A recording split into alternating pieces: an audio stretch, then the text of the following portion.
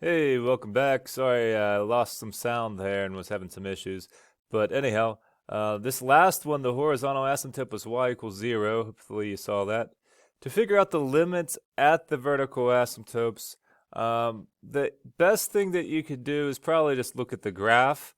And so since there are two vertical asymptotes, that would mean you would have a limit on either side for each of them. Okay, so we have x approaches 3 from the left and x approaches 3 from the right, and vice versa.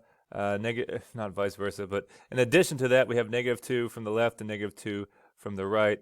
And so I went ahead and I graphed what this would look like in the graphing calculator.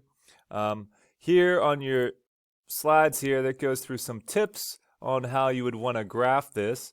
To get a good, nice, accurate graph, you want to put the key points on the graph. You have to put the intercepts on there and the asymptotes on the graph first. And then basically look at the graphing calculator to get the rest of it. So now here is the graph. I went ahead and I drew those asymptotes on nice and neatly. Perfect straight lines there. My horizontal asymptote going across at y equals 0. About. Try to make it neater than me. Make sure you have the intercepts key and labeled here, okay? Those are the key points of the graph. The rest of it, yes, just sketch from the graphing calculator as best as you can. It will save you a lot of time. Now let's talk about what is happening at the asymptote. So at this particular asymptote, this is the one as x approaches 2 from the, actually that's -2, -2 from the left side, okay? And you see how the graph is dropping rapidly. It's going to, y is going to infinity, okay? And as x approaches 2 from the right side, you can see the graph is rising to infinity. Likewise for this one here at 3, okay? Same pattern from the left and from the right. So going back over here, we could say as it approaches 3 from the left, it goes to negative infinity. As it approaches 3 to the right, it goes to positive infinity, and vice versa over here. Well, not vice versa, but same over here. Okay, left goes to negative infinity. From the right side, it goes to positive infinity. All right, so hopefully you now know a little better how to graph these guys. Okay, back to the PowerPoint here. On this slide here, I discuss slant asymptotes. All right, so slant asymptotes are what happens if you don't have a horizontal asymptote. Basically, when the top exponent, n, is greater than m, by 1, you get a slant asymptote. Another name for them are oblique asymptotes, okay? So you can't have a horizontal and slant asymptote both. If you look at example 4 on page 221, this is a good one where you would have a slant asymptote. Let me show you what goes on here. All right, so here to show you what the slant asymptote would be, so you have the top exponent bigger than the bottom by 1, so that's a good indicator you'd have a slant asymptote. You'd have to do long division in order to figure out what it is. So we take x squared minus 9 into x cubed plus 0x squared, okay, plus 0x. Remember, you have to put all the placeholders here all the way down. All right, plus this 0 constant term. Anyhow, x squared goes into x cubed x times, okay? 3 minus 2 is 1, so that's x times. Then you would multiply. X times -9 is -9x, okay? X times x squared is x cubed. And then you want to remember to subtract, so change your signs, okay? And so we would have 9x here, all right? And then so your remainder is 9x. X squared can't go into 9x. So essentially when you divide here, you're left with x plus 9x over x squared minus 9. Now, what is key here is the slant asymptote. So as this graph gets really, really big, this remainder essentially goes bye-bye. It goes to 0.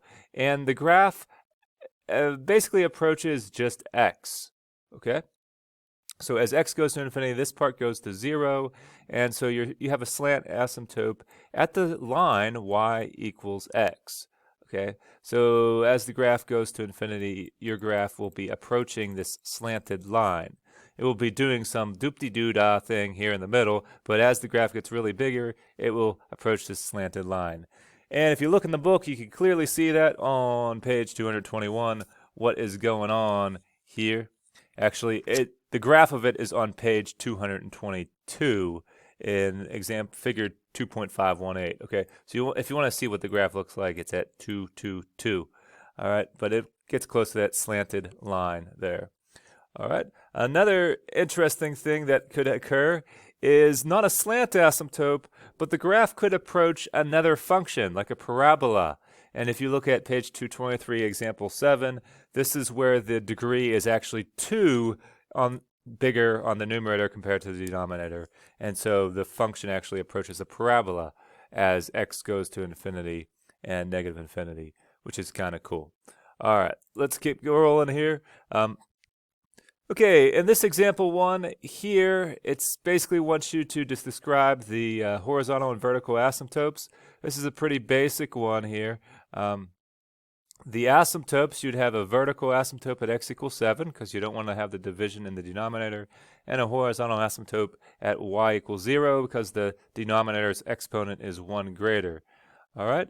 And to compare this to reciprocal function, remember it's just a horizontal movement right 7, because the reciprocal function is 1 over x, and so this function is 1 over x minus 7, so it just basically shifts it right 7.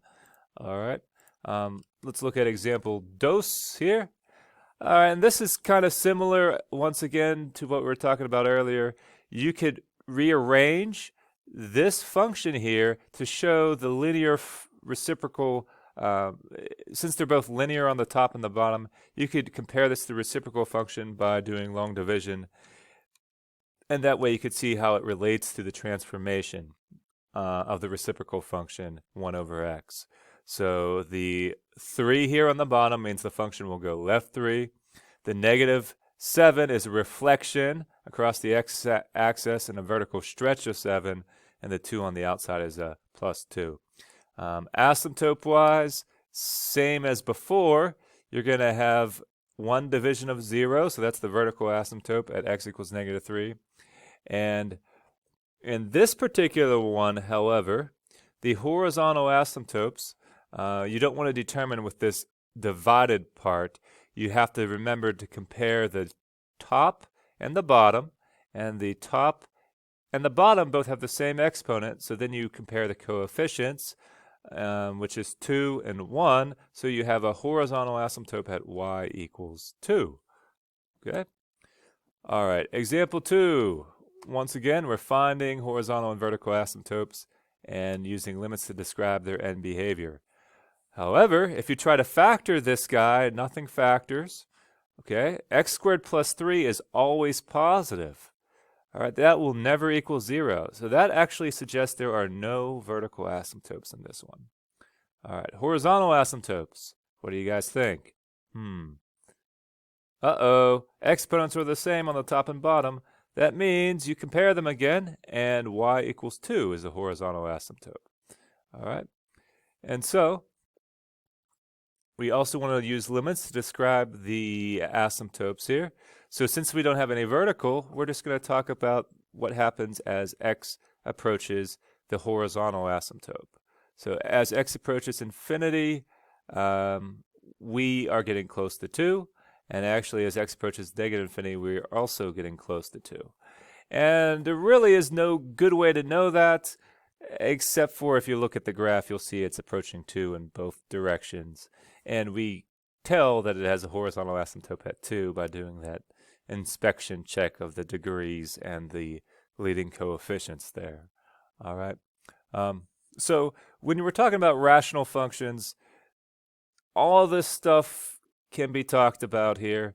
Domain, range, continuity. I mean, the graph will be continuous except for at places that aren't defined in its domain.